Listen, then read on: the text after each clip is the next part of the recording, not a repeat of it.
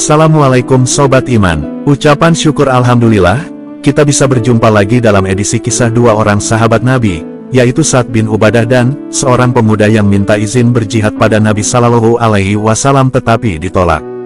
Mohon dukungan like, komen dan subscribe, terima kasih. Sa'd bin Ubadah adalah sahabat Ansar pada angkatan pertama. Ia memeluk dan mengukuhkan keislamannya di hadapan Nabi Muhammad pada Bayatul Aqobah kedua. Ia seorang tokoh dari suku Khazraj, putra dari Ubadah bin Dulaim bin Haritsah, seorang tokoh yang terkenal kedermawanannya di masa jahiliyah. Ubadah bin Dulaim selalu menyediakan makanan bagi tamu dan musafir siang dan malam. Pada siang hari ia menugaskan orang untuk mengundang siapa saja untuk makan di rumahnya. Dan pada malam harinya, ia menyuruh seseorang lainnya menyalakan api sebagai petunjuk jalan, sekaligus mengundang orang untuk makan malam di rumahnya. Tidak heran jika sifat dan sikap tersebut menurun pada diri anaknya, Sa'd bin Ubadah. Pada masa awal hijrah di Madinah, Rasulullah Shallallahu Alaihi Wasallam mempersaudarakan orang-orang Muhajirin yang kebanyakan dalam keadaan miskin, karena meninggalkan harta kekayaannya di Makkah dan hanya membawa bekal yang seadanya. Umumnya para sahabat Ansor menjamin dan melayani 2 atau 3 orang sahabat Muhajirin, tetapi Sa'd bin Ubadah membawa 80 orang Muhajirin ke rumahnya. Karena kebiasaan sejak nenek moyangnya yang sulit atau tidak bisa ditinggalkannya itu, Sa'd pernah berdoa, "Ya Allah, tiadalah harta yang sedikit ini memperbaiki diriku, dan tidak pula baik bagiku." Nabi Sallallahu Alaihi Wasallam mendengar doanya, dan beliau memahami bahkan sangat memuji sifat dermawannya tersebut. Maka beliau ikut mendoakannya, "Ya Allah, berilah keluarga Sa'd bin Ubadah karunia dan rahmat-Mu yang tidak terbatas." Karena doa Rasulullah tersebut, Sa'd bin Ubadah beserta keluarganya selalu dilimpahi kelebihan harta sehingga tradisi kedermawanan seolah menjadi brandmark keluarga besar ini. Putranya, Qais bin Sa'd juga mempunyai kegemaran yang sama, bahkan cenderung berlebihan, dalam bersedekah pada usianya yang masih sangat muda. Sa'd bin Ubadah tidak pernah melarang atau mencegahnya, sehingga Abu Bakar dan Umar pernah memperbincangkan gaya hidup pemuda tersebut dengan berkata, "Kalau kita biarkan pemuda ini dengan kedermawanan dan kepemurahannya, pastilah akan habis tandas kekayaan orang tuanya." Ketika pembicaraan tersebut sampai kepada Sa'd bin Ubadah, ia berkata, "Siapakah yang dapat membela atau memberi hujah diriku atas Abu Bakar dan Umar? Diajarkannya kepada anakku bersikap kikir dengan memakai namaku." Sa'd bin Ubadah juga terkenal sebagai tokoh Madinah, yang sering memberikan perlindungan dan menjamin keamanan perdagangan dari mereka yang lewat atau berkunjung di Madinah. Termasuk kafilah dagang kaum Quraisy, ada peristiwa menarik yang terjadi pada Bayatul Aqobah kedua. Sekitar 75 atau lebih orang Yasrib yang berbayat kepada Nabi Sallallahu Alaihi Wasallam, sebenarnya hanya sebagian saja dari rombongan haji dari kota tersebut yang dipimpin oleh Abdullah bin Ubay bin Salul. Ini rombongan haji zaman jahiliyah. Ketika bayat yang dilakukan pada sepertiga malam akhir di salah satu hari tasyrik telah selesai, tiba-tiba ada orang yang memergoki pertemuan tersebut dan berteriak memanggil kaum Quraisy. Dalam beberapa riwayat, yang memergoki dan berteriak itu adalah iblis laknatullah. Nabi Sallallahu Alaihi Wasallam segera menyuruh mereka kembali ke perkemahannya, berbaur dengan kaum musyrikin Yasrib lainnya dan pura-pura tidur. Pada pagi harinya, ketika kaum Quraisy mendatangi perkemahan orang Yasrib untuk mengecek kebenaran berita tentang pertemuan sebagian mereka dengan Nabi Muhammad. Dan tentu saja Abdullah bin Ubay menolak dengan keras tuduhan tersebut. Memang, selama ini penduduk Yasrib selalu memberitahukan kepada Abdullah bin Ubay tindakan dan keputusan yang mereka ambil, mereka tidak berani melangkahinya begitu saja. Tetapi pada peristiwa ini, untuk pertama kalinya, mereka menyembunyikan sikapnya dari pemimpinnya tersebut, yang kemudian hari menjadi pimpinan dan tokoh dari kaum munafik. Kaum kafir Quraisy tidak bisa berbuat banyak dengan penolakannya itu, tetapi diam-diam mereka melakukan penyelidikan. Ketika musim haji telah selesai, dan para peziarah telah pulang ke daerahnya masing-masing, kaum kafir Quraisy memperoleh bukti dan saksi kuat bahwa orang-orang Yasrib memang terlibat dalam pertemuan tersebut. Mereka melakukan pengejaran, tetapi terlambat. Hanya saja mereka mendapati dua orang yang tertinggal, yakni Sa'd bin Ubadah dan Munzir bin Amir. Mereka melepaskan Munzir karena tampak lemah, sedang Sa'd bin Ubadah diikat dan dibawa kembali ke Makkah. Sampai di Makkah, Sa'd bin Ubadah dikerumuni, lalu dipukul dan disiksa, layaknya kalangan miskin di Makkah yang memilih memeluk Islam. Padahal ia adalah tokoh terpandang dan dermawan yang sangat dihormati di Madinah. Inilah sahabat Ansar pertama yang disiksa karena keislamannya. Atau bisa jadi Sa'd bin Ubadah, satu-satunya sahabat Ansar yang menikmati pengalaman pahit sahabat Muhajirin yang memeluk Islam, yakni penyiksaan tokoh-tokoh kaum kafir Quraisy. Ketika penyiksaan makin memuncak dan ia mulai tampak lemah, ada seseorang yang berkata kepadanya, "Tidak adakah kalangan di antaramu yang mengikat jaminan perlindungan dengan salah seorang Quraisy?" Jawabnya, "Ada," kata Sa'd bin Ubadah. "Siapa orang Quraisy itu?" "Jubair bin Mutim dan Harits bin Harb bin Umayyah." Sa'd bin Ubadah memang pernah memberikan jaminan perlindungan kepada kafilah dagang mereka berdua ketika melewati Madinah. Bahkan menjamu mereka dengan baik.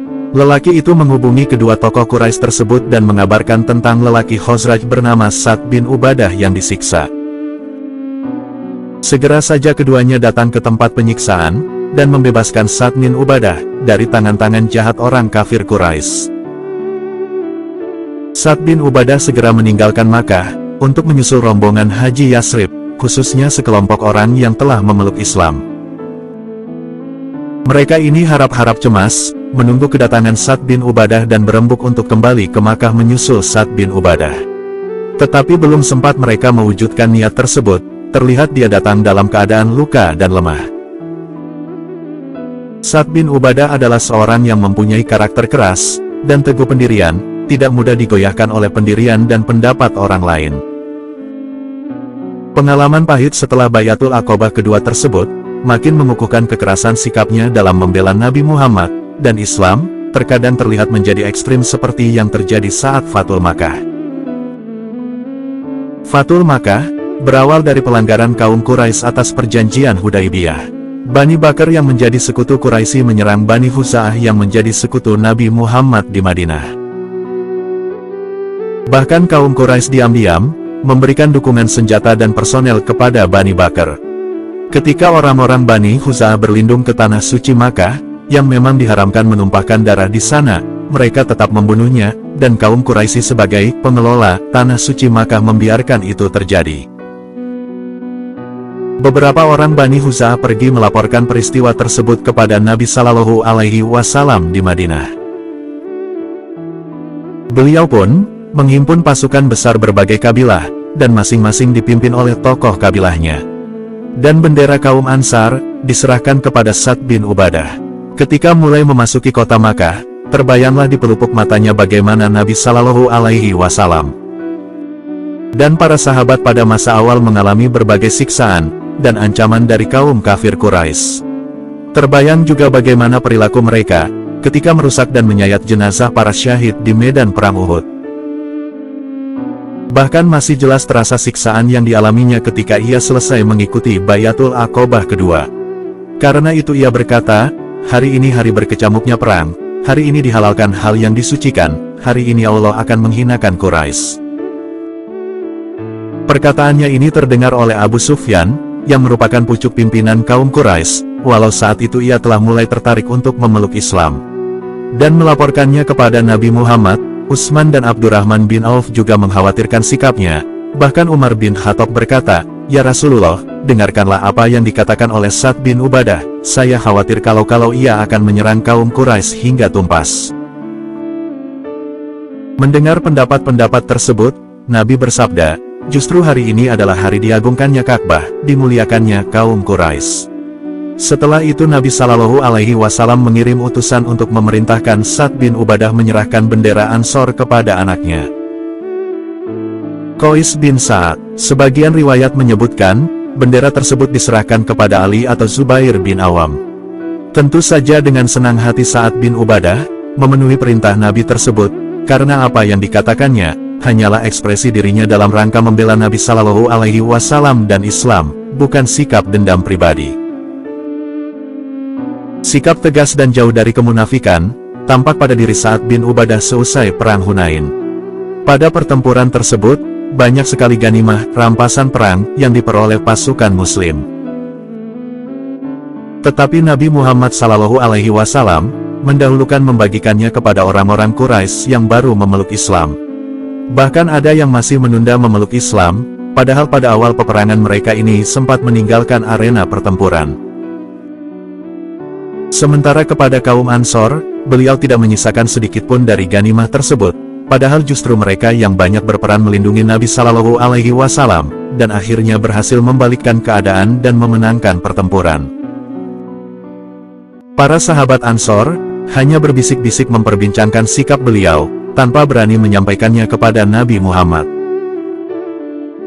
Keadaan ini tidak disukai oleh Sa'ad, karena itu ia menghadap Nabi Muhammad, dan berkata, "Ya Rasulullah, golongan Ansar merasa kecewa atas sikap engkau, dalam hal harta rampasan, ganimah, yang kita peroleh.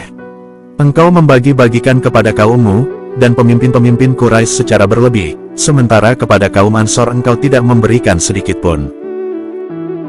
Nabi Shallallahu Alaihi Wasallam tersenyum mendengar perkataan Sa'ad yang terus terang tersebut, dan bersabda, "Bagaimana dengan dirimu, sikapmu sendiri wahai Sa'ad?"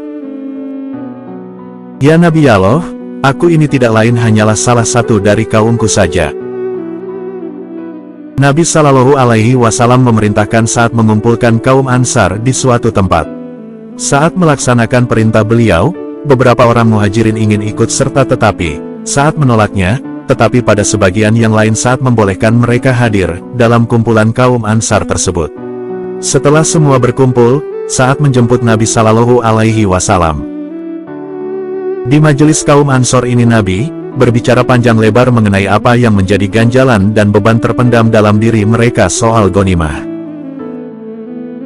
Beliau juga mengingatkan tentang masa jahiliyah dan keislaman mereka. Terlalu panjang untuk dijabarkan pada kisah saat ini, tetapi pada ujungnya, Nabi Shallallahu Alaihi Wasallam seolah menetapkan bagaimana sebenarnya ketinggian dan keutamaan kaum Ansar di mata Allah dan Rasul-Nya. Dan itu semua tidak terlepas dari keberanian saat berterus terang kepada beliau walaupun tampaknya kurang sopan dan tidak etis.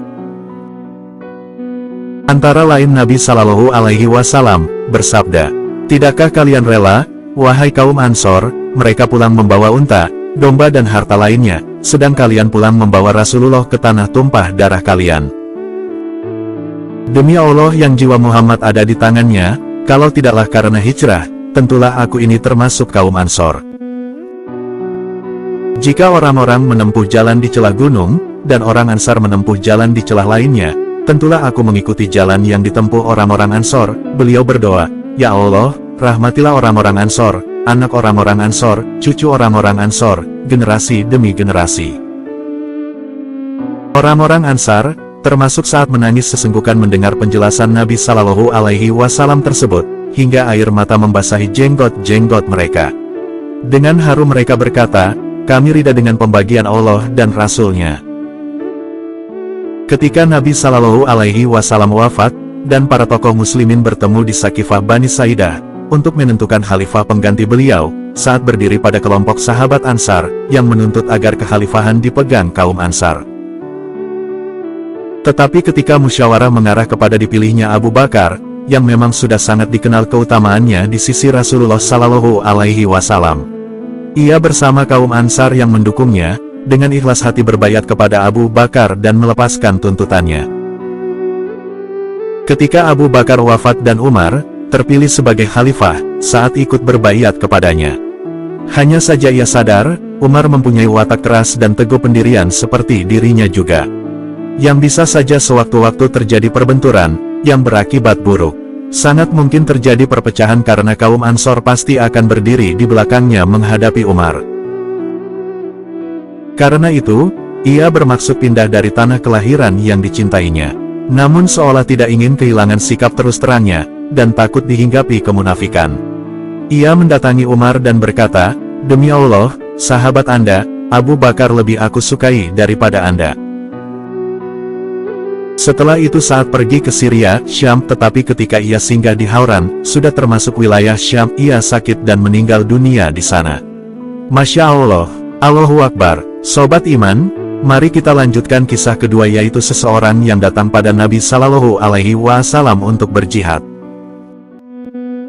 Seorang pemuda mendatangi Nabi, dan berkata, "Wahai Rasulullah, saya telah memeluk Islam, dan saya berbaiat kepada Tuhan untuk berhijrah dan berjihad, semata-mata untuk mengharapkan pahala dari Allah Ta'ala." Nabi Shallallahu Alaihi Wasallam, yang memang mempunyai pandangan tembus, yang tidak terhalang hijab. Tentu saja semua berkat pemberitahuan, dan bimbingan wahyu yang disampaikan oleh Jibril alaihi salam, seketika tersenyum melihat semangat lelaki tersebut, dan berkata, "Apakah masih ada salah satu dari orang tuamu yang masih hidup?" "Masih, ya Rasulullah, bahkan kedua-duanya masih hidup," kata lelaki tersebut. "Kamu ingin memperoleh pahala yang besar dari Allah," kata Nabi Shallallahu Alaihi Wasallam, tanpa ingin mematahkan semangat lelaki tersebut, yang menyala-nyala. Jawab lelaki itu, "Benar, ya Rasulullah." "Kembalilah kamu kepada kedua orang tuamu," kata Nabi Shallallahu Alaihi Wasallam, "layanilah mereka sebaik-baiknya, kepada mereka sajalah kamu berjihad." Inilah memang sikap bijaksana Nabi Muhammad. Dalam pandangan beliau, lelaki itu akan lebih bermanfaat jika tetap menjaga dan merawat kedua orang tuanya, daripada harus terjun di medan pertempuran. Tetapi secara umum, jika ada seorang muslim yang ingin bergabung dalam pasukan yang terjun ke medan jihad, beliau lebih sering menerimanya, bahkan mendoakan mereka dengan kebaikan. Kasus ini hampir sama dengan yang terjadi pada Uwais Al-Qarni, seorang tabi'in yang sebenarnya hidup sezaman dengan Nabi Muhammad, tetapi tidak sempat mengunjungi dan bertemu dengan Nabi Shallallahu Alaihi Wasallam. Sebenarnya lah ia meminta izin kepada ibunya untuk mengunjungi dan berbaiat kepada Nabi Muhammad di Madinah, tetapi ibunya mencegah kepergiannya dan ia patuh. Memang, ibunya tersebut telah tua dan sakit-sakitan, tidak bisa beraktivitas apapun kecuali dengan bantuan Uwais. Tidak ada orang lain yang bisa diandalkan untuk membantunya, kecuali anak satu-satunya tersebut. Kalau Uwais harus meninggalkan daerah Karan di Yaman menuju Madinah, padahal akan makan waktu berhari-hari, atau bahkan berbulan-bulan, bagaimana keadaan ibunya tersebut? Terpaksalah Uwais harus memendam kerinduannya bertemu Nabi Muhammad, demi patuh kepada ibunya. Dan pena takdir menentukan, ia tidak bisa bertemu langsung dengan Nabi Muhammad Sallallahu Alaihi Wasallam. Ia baru bisa ikut haji ke Makkah setelah ibunya wafat, yakni ketika masa Khalifah Umar bin Khattab. Namun bertahun-tahun sebelumnya, Nabi Sallallahu Alaihi Wasallam memuji sikap Uwais Al-Qarni ini. Beliau bersabda, "Penghulu Sayyid para tabi'in adalah Uwais Al-Qarni." Beliau juga mewasiatkan kepada Umar dan Ali bin Abi Thalib untuk menemui Uwais, dan memintakan doa ampunan untuk mereka. Dalam riwayat lain, memintakan doa ampunan untuk umat Nabi Muhammad keseluruhannya. Lihat juga pujian Nabi Shallallahu Alaihi Wasallam atas Uwais dalam kisah seorang raja di surga. Allahu Akbar. Masya Allah, Allahu Akbar. Sobat Iman, demikian kisah sahabat di atas. Semoga kita bisa mengambil pelajaran darinya, dan semoga kita selalu diberi rahmat Allah Subhanahu wa Ta'ala. Mohon maaf bila ada kesalahan. Terima kasih dan wassalamualaikum.